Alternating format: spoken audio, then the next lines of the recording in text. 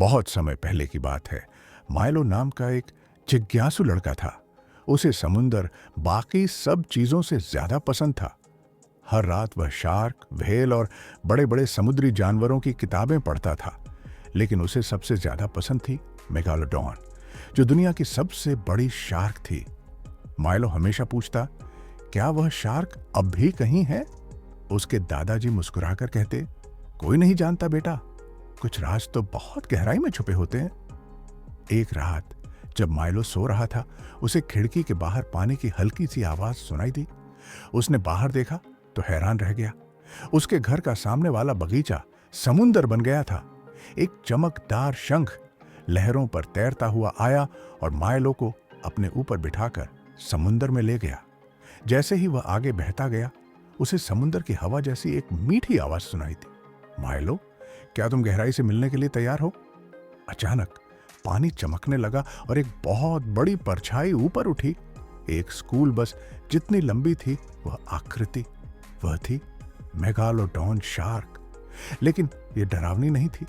उसकी आंखें बहुत प्यारी थीं और चेहरा नरम रोशनी में मुस्कुरा रहा था।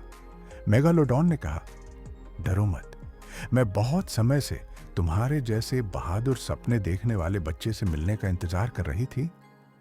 माइलो की आंखें चमक उठीं। उसने पूछा, क्या आप सच में हो? मेगालोडॉन ने जवाब दिया, मैं बहुत बहुत समय पहले थी, लेकिन सपनों में कोई चीज पूरी तरह से खोती नहीं है। फिर मेगालोडॉन माइलो को समुंदर के नीचे की एक जादुई दुनिया दिखाने ले गई, जहां चमकती मछलियां थीं, इंद्रधनुष जैसे रंग के पत्थर थे और व्हेल मीठे गीत गा रही थीं। वे गुफाओं और पुराने जहाजों के पास तैरे, जहां जादुई खजाने बुलबुले बना रहे थे। माइलो ने पूछा, आप गायब क्यों हो गई? मेगालोडॉन मुस्कुराई और बोली, समुंदर में मेरा समय पूरा हो गया। अब मैं कहानियों, तारों और सपनों में जिंदा हूं, तुम जैसे बच्चों के दिलों में। जैसे ही चांद की रोशनी कम हुई और लहरें शांत हुईं, मेगालोडॉन ने माइलो को धीरे से फिर शंख पर बिठा दिया। उसने कहा, अब घर जाओ मेरे नन्हे खोजी। एक पल में माइलो अपने बिस्तर में था।